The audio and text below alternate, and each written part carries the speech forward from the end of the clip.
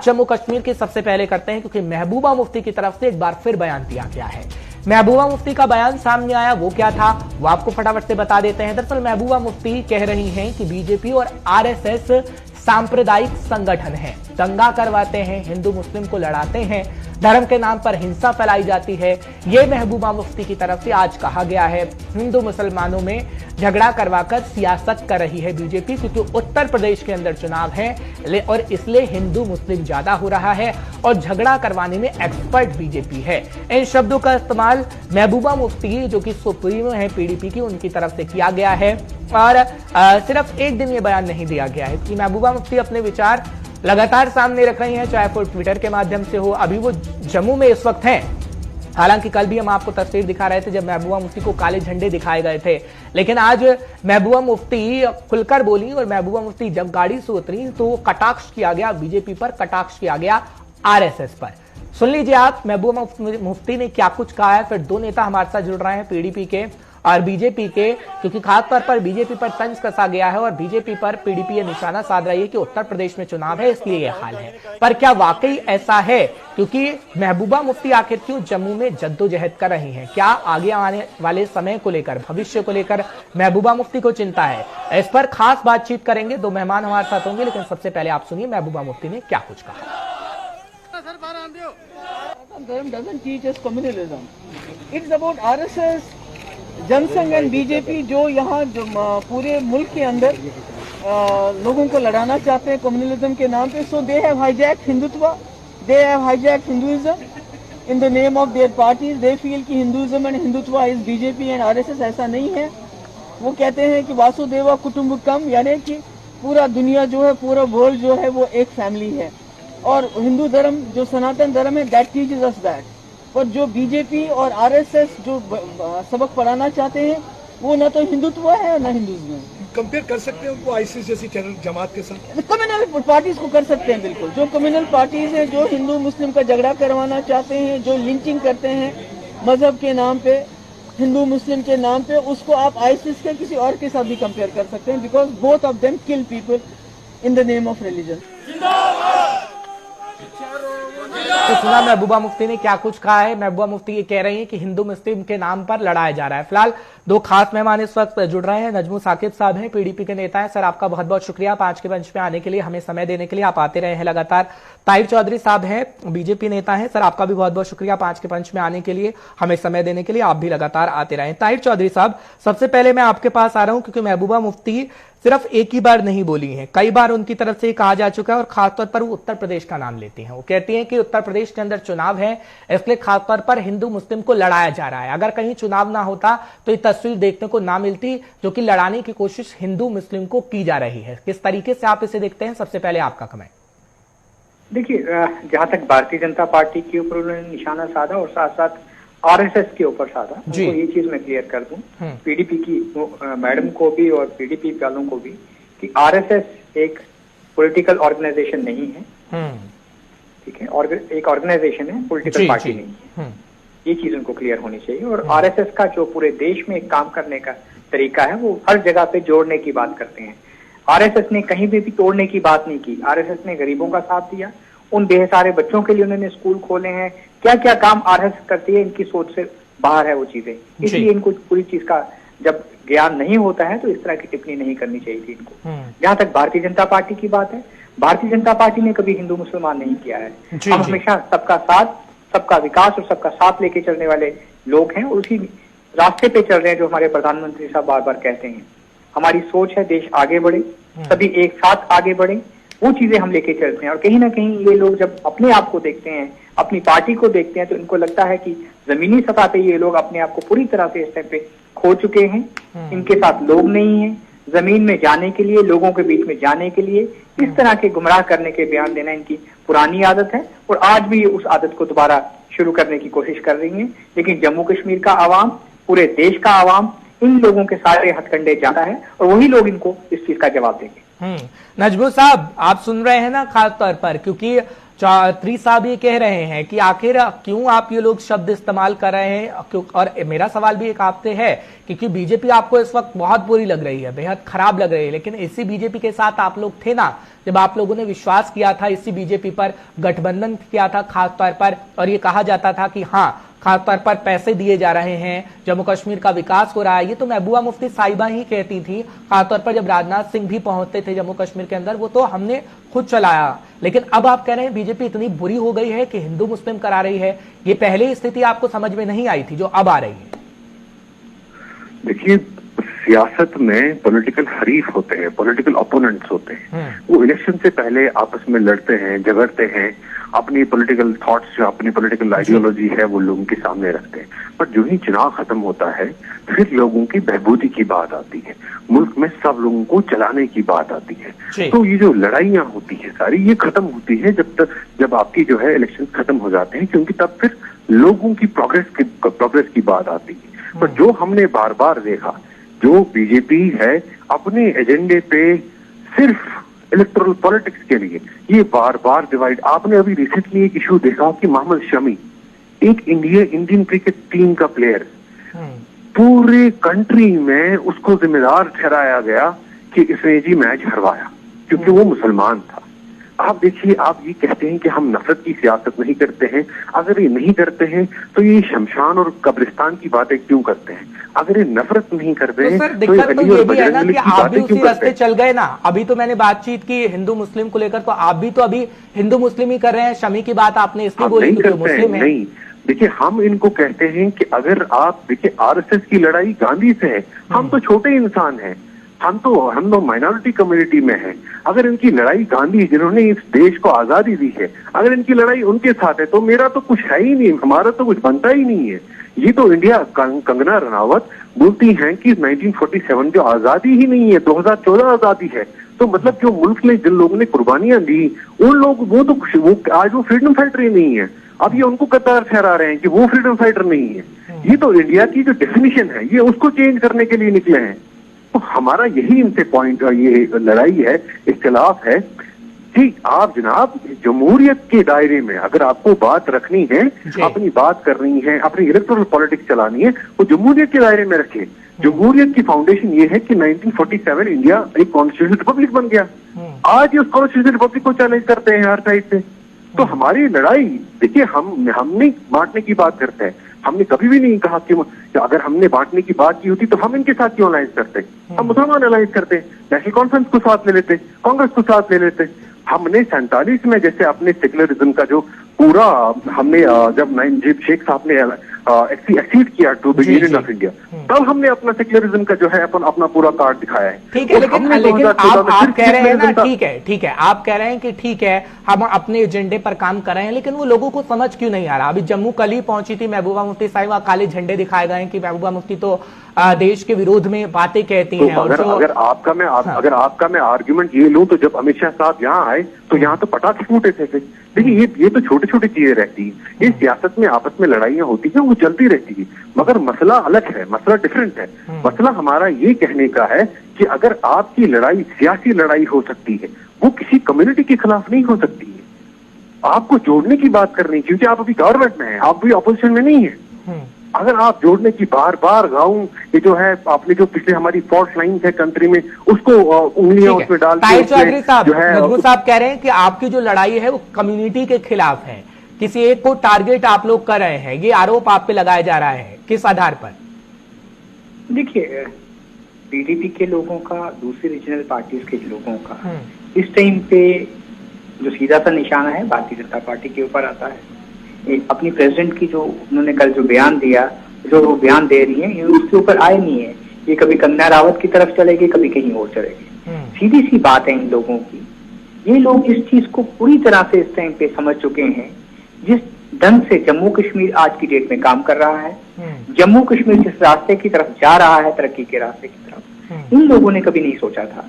आज जम्मू कश्मीर बदल चुका है और जम्मू कश्मीर को एक नया जम्मू कश्मीर दुनिया के सामने लाने के लिए हमारी सरकार, माननीय प्रधानमंत्री साहब, उनकी टीम प्रॉपर ढंग से काम कर रही है। हमारे ऑनरेबल एलजी साहब जिस तरह जम्मू कश्मीर में इस तरह इस वक्त काम कर रहे हैं, इन लोगों ने कभी नहीं सोचा था। और वो चीजें इनसे डाइजेस्ट नहीं हो पा रही हैं, और कभी वहां की बातें की जाती हैं, कभी पड़ोसी मुल्क की तरफ प्यार जताया जाता है, कभी चाइना की तरफ प्यार जताया जाता है। ये चीजें नहीं, डबल स्टैंडर्ड्स नहीं चलेंगे। इनको सीधे रास्ते पे बात करनी पड़ेगी, देश की बात करें, तिरंगे की बात करें, कैसे युवा को आगे लेके जाना है उसकी बात करें। वो बात ये लोग कभी नहीं करेंगे। अगर उस तरह की बात करें तो मुझे लगता है कि जम्मू कश्मीर में बहुत सारी चीजें और तेज से होंगी, जो रुकावटें आ रही हैं वो नहीं आएंगी। उस तरह की सोच इनकी प्रेसिडेंट को सोचनी चाहिए। बड़ी जमी हुई खिलाड़ी हैं पॉलिटिक्स की, लेकिन आज के टाइम पे कहीं ना कहीं उनके कदम लड़खड़ा चुके हैं, और वो अपने कदमों को संभालने के लिए इस तरह की बयानबाजियां कर रही हैं, इस तरह का एक सोच बता रही हैं अपनी। कहीं ना कहीं उस तरह के लोग उनकी सोच में आते हैं तो उनके साथ चले, लेकिन मुझे लगता है कि पीडीपी बहुत पीछे जा चुकी है, और पीडीपी को आगे आने के लिए बहुत मेहनत करनी पड़ेगी, लोगों का भरोसा जीतना पड़ेगा, देश का भरोसा जीतना पड़ेगा। जब उस लेवल की सोच इनकी प्रेसिडेंट दिखाएंगी तो मुझे लगता है कि कहीं अवाम सोचेगा कि वाकई महबूबा मुफ्ती के दिलो दिमाग में हिंदुस्तान के लिए जो प्यार मोहब्बत जो चीजें उनके अंदर पैदा हुई हैं, तब जाके इनकी बात बनेगी। इस तरह इनकी बात नहीं बनेगी। ठीक है नजमू साहब, ये बात समझने वाली है, क्योंकि जम्मू कश्मीर का अब हम जिक्र करते हैं, कहीं इधर उधर नहीं जाते हैं, क्योंकि जम्मू कश्मीर के लोगों पर आप एजेंडा क्या देंगे? जम्मू कश्मीर के लोग आखिर क्यों आगे आने वाले समय में कहेंगे कि हाँ महबूबा मुफ्ती को आना चाहिए? क्योंकि आप आरोप प्रत्यारोप तो चलिए लगता रहता है, और महबूबा मुफ्ती कह भी रही हैं, जो भी उनकी बातें हैं, हिंदू मुस्लिम या कुछ भी है, जो बयानात वो दे रही हैं, लेकिन आप अपना एजेंडा क्या बता रहे हैं जम्मू कश्मीर के लोगों को? क्योंकि आपको जम्मू को भी साधना है, कश्मीर को भी साधना है। इलेक्शन होंगे, कोई पता नहीं अभी कब होंगे, क्या होंगे, लेकिन हाँ सब अपनी जमीन को तैयार कराएं, और वो दिख भी रहा है। नेशनल कॉन्फ्रेंस हो, पीडीपी हो, अपनी पार्टी हो, या फिर बात बीजेपी की करें, तो क्या एजेंडा आप जनता के सामने रख रहे हैं? क्योंकि महबूबा मुफ्ती साहिबा को जब भी हम सुनते हैं तो उनका एजेंडा अपना नहीं होता कि पीडीपी क्या करेगी, वो आरोप दूसरों पे मढ़ती है, वो तस्वीर देखने को मिल रही है। तो पकड़ किस तरीके से मजबूत आप करेंगे दोनों रीजन में? देखिए, अगर आप एजेंडा की बात करते हैं, हम इसलिए एजेंडा की बात इसलिए नहीं करते हैं, इसलिए ढिंढोरा नहीं पीटते हैं, क्योंकि हमने जो काम की है वो लोगों के सामने है। आपकी माता वैष्णो देवी, आप देखिए 40 साल जम्मू कश्मीर में सिर्फ 2 यूनिवर्सिटियां हुआ करती थी, एक जम्मू यूनिवर्सिटी हुआ करती थी, एक श्रीनगर यूनिवर्सिटी हुआ करती थी। आप देखिए मुफ्ती साहब के कार्यकाल में आपकी माता वैष्णो देवी यूनिवर्सिटी बनी, वहां पे आपके पीर पंजाल रीजन में बाबा गुलाम शाह बादशाह यूनिवर्सिटी बनी, यहाँ पे अवंतीपुरा में इस्लामिक यूनिवर्सिटी बनी, क्लस्टर यूनिवर्सिटीज आई। हमने जब अभी एजेंडा ऑफ अलायंस के बाद आपके एम्स आ गए, आपके आईआईटी आ गए, डेवलपमेंट देखिए हमने जो रोड मैप बनाए हैं। आप मुफ्ती साहब का कार्यकाल याद करिए, 2.5 लाख लोगों को हमने नौकरियां दी, ठीक है। आज इनको 4 साल खोने को आ रहे हैं, इन्होंने कितनी नौकरियां दी ये हमें पता है। हमने 3 साल में करीबन 2 लाख लोगों को नौकरियां दी, और वो भी तो सर वो महबूबा मुफ्ती को बताना चाहिए ना। एक सेकंड आप मेरी बात सुनिए, उसके बाद देखिए हम नफरत क्यों बात करते हैं, नफरत की जो आप बोल रहे हैं, आप क्यों उठाते हैं ये मुद्दे? आप मुझे बताइए, रांधवा जी जो अभी इनके एमएलसी थे, वो क्या बोल रहे थे यहाँ के लोगों के बारे में? अश्लील शब्द मैं बोलना नहीं चाहता हूँ, फिर रिपीट नहीं करना चाहता। अगर ये नफरत नहीं दर्शाता है तो फिर क्या है? अगर एक पर्टिकुलर कम्युनिटी को बार बार ये टारगेट करें और फिर हम बात भी ना करें, और बात करने पे गुनाह है। ये तो त्रिपुरा में इन्होंने मस्जिदें जलाई, और जिन लोगों ने आवाज उठाई उन पर भी फिर ये लगा दिया। आप देखिए ना, एक सफोकेटिंग माहौल बना दिया है इन्होंने, कि कोई लोग बात ही नहीं कर पा रहे हैं, और ये बात करते हैं कि आप लोग ये जो है पीडीपी को डैमेज हो गए। अरे इन जनाब को याद दिलाएं कि हम लोग जेलों में थे, बंद थे, हमने डीडीसी इलेक्शन लड़ा, और कोई कैंपेनिंग किसी लीडर ने नहीं की। इनके तो कैबिनेट मिनिस्टर यहाँ कैंपेनिंग करने के लिए आए, 70 cabinet minister government of India के यूनियन मिनिस्टर्स आए कैंपेनिंग करने के लिए। हमने हमारी महबूबा मुफ्ती किसी जगह कैंपेनिंग करने के लिए नहीं दी। हमने भी तब से हमारी स्ट्राइक रेट 50% से ज्यादा थी, 30 डीडीसी की सीटें ली, और विदाउट एनी कैंपेनिंग हमने कोई सीट दे दी। ये क्या हमें सिखाएंगे पॉलिटिक्स, और ये क्या हमें बोलेंगे ग्रास रूट लेवल पे आप खत्म हो गए? लोगों में जिस दिन ये फ्री एंड फेयर इलेक्शन, ये क्यों डर रहे हैं इलेक्शन करने से? इनको बोलिए आप इलेक्शन करिए। नहीं, इलेक्शन तो होंगे, अमित शाह साहब तो बोल रहे हैं कि हाँ, ये डिलिमिटेशन का कभी नहीं, ये गेम बदल रहे हैं। पहले डिलिमिटेशन होनी चाहिए, फिर होनी चाहिए। अरे करिए ना, पहले आप rule of the game change करेंगे। सर, केंद्रीय मंत्री अमित शाह को आपने सुना होगा, तो अमित शाह तो यही कह रहे हैं ना कि हम स्टेट का दर्जा भी देंगे, लेकिन पहले इलेक्शन होंगे। ये 20 प्लेयर तो ला रहे हैं, फिर बोल रहे हैं कि हम क्रिकेट खेलेंगे। क्रिकेट में जो ताहिर चौधरी साहब वो कह रहे हैं कि काम तो हमारे किए गए हैं, फीता आप लोगों ने काट दिया है, तो आप कह रहे हैं कि काम हमने कर दिए हैं। दूसरी बात वो ये कह रहे हैं कि आप लोग इलेक्शन करवाने से डर रहे हैं, इलेक्शन करवाइए। लेकिन हालांकि केंद्रीय मंत्री अमित शाह कह चुके हैं कि डिलिमिटेशन के बाद इलेक्शन, उसके बाद राज्य का दर्जा हम देंगे, पूर्ण राज्य का दर्जा। चौधरी साहब, देखिए, जब जम्मू कश्मीर में डेवलपमेंट इन लोगों को नजर आती है, जब दो एम्स नजर आते हैं, दो IIM नजर आते हैं, दो IIT नजर आते हैं, ये भूल जाते हैं कि सेंटर में किसकी सरकार है, कहां से भारतीय जनता पार्टी की लीडरशिप मांग के ये चीजें लाई। लेकिन जब अच्छी चीजें दिखती हैं, कुछ चीजें कांग्रेस कहती है कि हमारे टाइम की हैं, आज ये कह रहे हैं हमारे टाइम की है। पहले तो ये कांग्रेस और PDP के लोग खुद बैठ के फैसला कर रहे हैं कि किसके टाइम की है, लेकिन हमें मालूम है जनाब, जम्मू कश्मीर के आवाम को मालूम है। देखिए, जब आप बोल रहे थे, मैं आपकी सारी बातें कर रहा हूँ, मैं क्षमा चाह रहा हूँ। लोगों को समझ नहीं आएगा ना, ठीक है। जब जम्मू कश्मीर के आवाम को सब कुछ मालूम है, उस टाइम पे प्रधानमंत्री साहब ने कहा नहीं, जम्मू कश्मीर को एक एम्स नहीं देना है, 2 देंगे, IIT एक नहीं देना है, 2 देंगे, IIM एक नहीं देना है, 2 देंगे। हर चीज बराबर का हिस्सा दिया गया।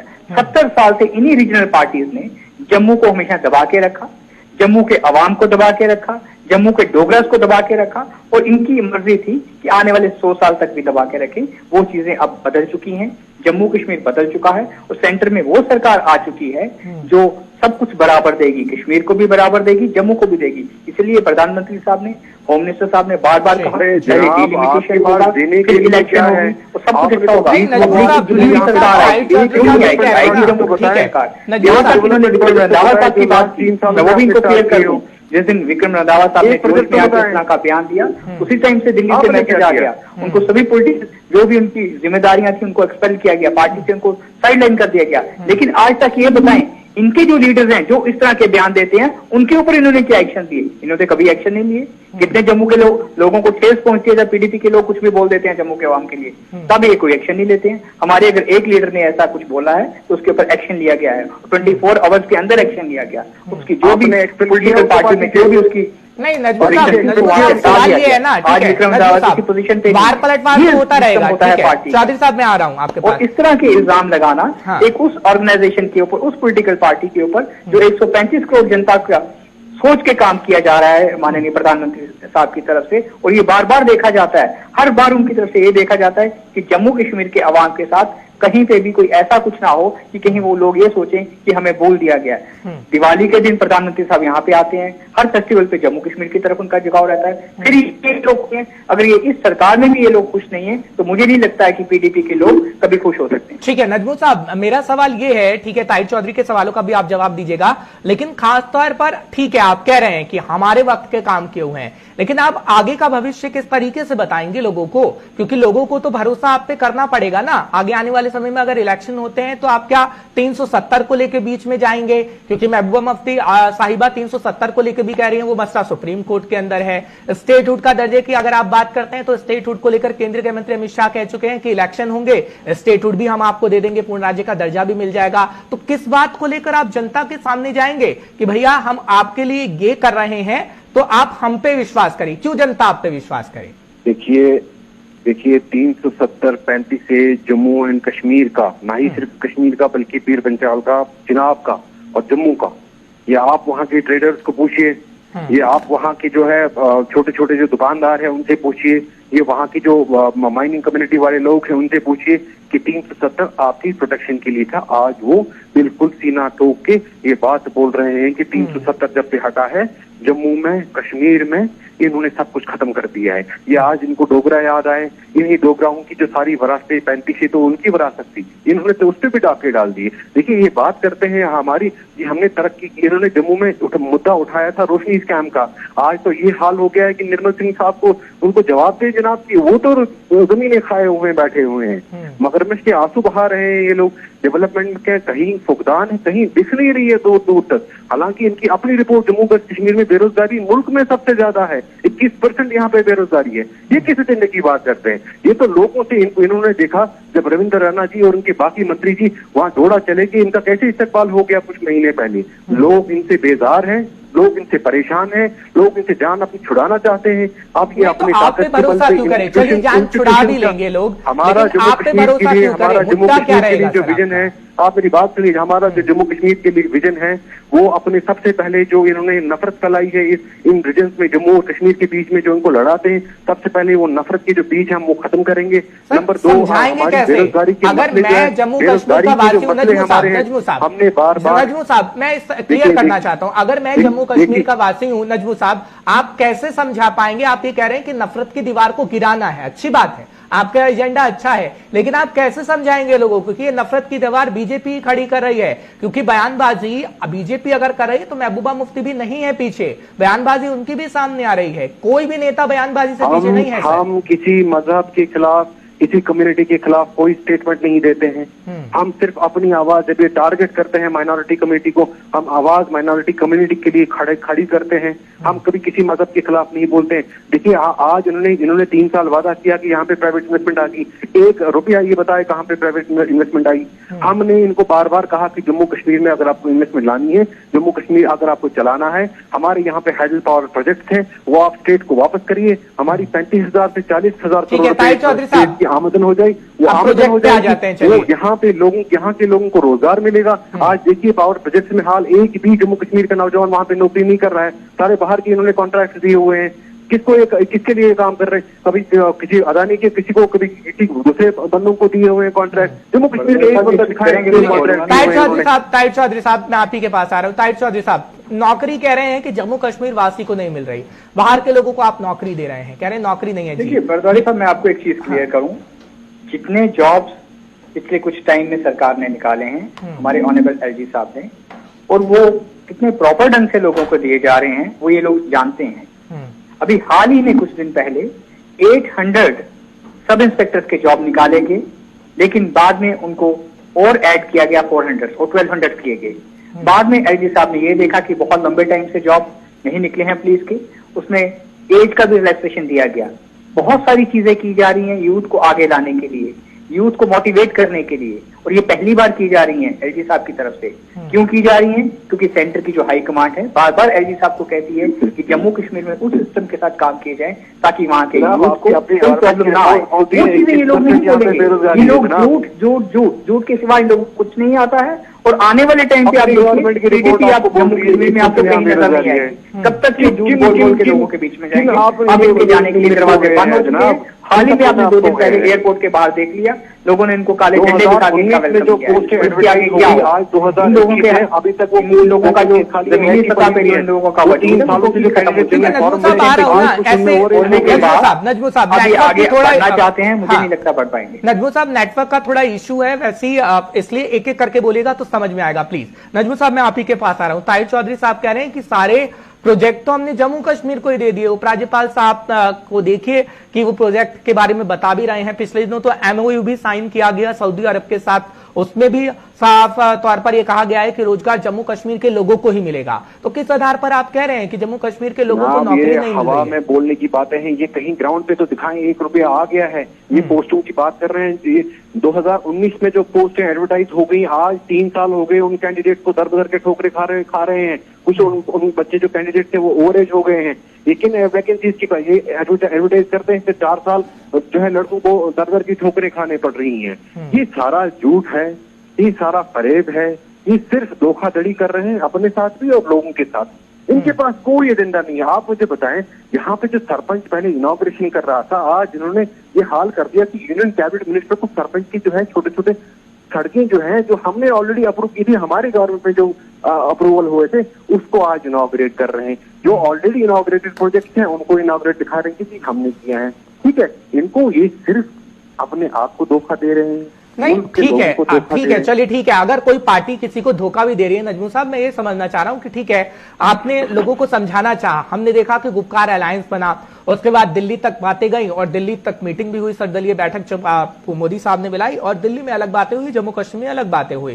फारूक अब्दुल्ला साहब कह रहे हैं कि सबके अपनी अपनी पार्टी के विचारधारा है, इसलिए पार्टी अपने विचार रख रही है। लेकिन अब कहीं ना कहीं गुपकार भी धीरे धीरे कमजोर होता हुआ नजर आ रहा है। वो तस्वीर तो हम देख रहे हैं जहां आप कह रहे थे कि जम्मू कश्मीर के लिए हम खासतौर पर एक तौर पर लड़ेंगे, सभी पार्टियां मिलकर रीजनल पार्टियां लड़ेंगी, बीजेपी का एजेंडा अलग है, लेकिन वो धीरे धीरे हम देख रहे हैं कि खिसक रहा है कहीं ना कहीं। क्या वो कमजोर कड़ी होती जा रही है गुपकार अलायंस के खासतौर पर? आपको किसने कहा गुपकार अलायंस टूट गया है? नहीं, टूटने की बात नहीं की मैंने कहा कमजोर तो नहीं होती जा रही है। कमजोर तो बीजेपी भी है। इन्होंने कितने स्टेट्स हारी हैं। कमजोर तो कोई, देखिए सियासत में पॉलिटिकल टर्म्स आते हैं, पॉलिटिकल साइकिल्स एब एंड लो आ ही जाता है, बट एक कंटिन्यूटी जो पॉलिसी कंटिन्यूटी है वो हम हमेशा दिखाए हुए हैं कि जो 370-35 की जो जम्मू कश्मीर की जो आइडेंटिटी की बात है, ये अगर ये इतना ही श्योर है about the constitutionality, about the legality of ये जो इन्होंने अगस्त 5 को किया, ये सुप्रीम कोर्ट तो उस क्यों नहीं उठा रहे हैं उस मुद्दे को? मुद्दा तो सुप्रीम कोर्ट में है ना सर, है ना सुप्रीम कोर्ट? मैं वही कह रहा हूँ, तो सुप्रीम कोर्ट में उठा क्यों नहीं रहे? ठीक है, इन्होंने आप देखिए मसला वो नहीं है, मसला अलग चीज है। आप बोल रहे हैं कि जम्मू कश्मीर में लार्जर लड़ाई क्या है, लार्जर इश्यू क्या है।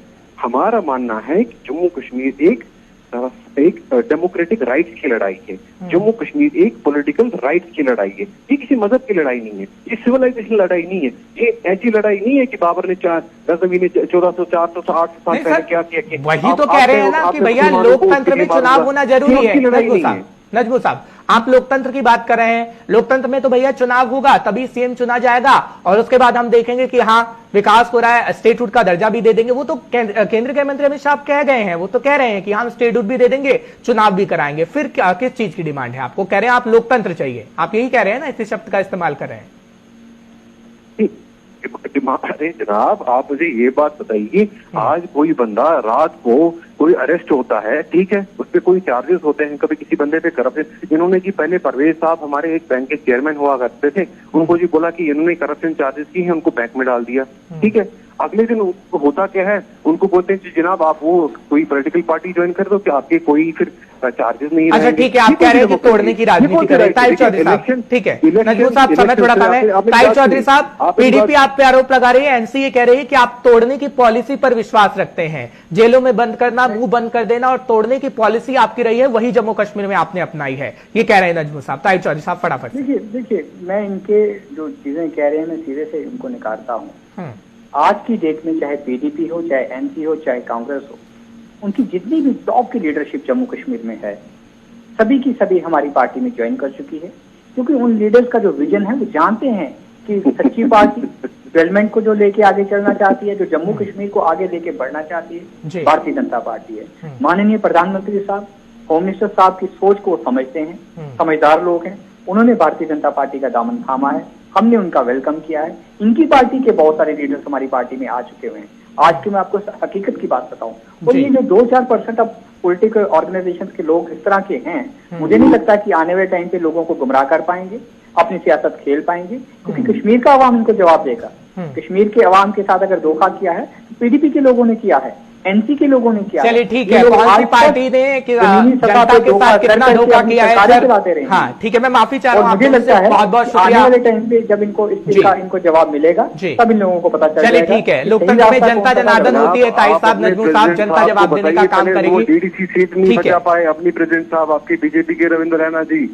चलिए ठीक है नजमू साहब, बहुत बहुत शुक्रिया। ताहिर साहब आपका बहुत बहुत शुक्रिया 5 के पंच में आने के लिए, अपना समय देने के लिए। फिलहाल अपना अपना एजेंडा बताया जा रहा था, लेकिन बयानबाजी चलती रहेगी, क्योंकि लोकतंत्र की एक खूबी है कि बोलने का अधिकार सबको दिया जाता है, चाहे वो आम इंसान हो, चाहे फिर वो राजनेता हो। और इसी कड़ी में हम देख रहे हैं कि ये बातें सामने आती हैं। फिलहाल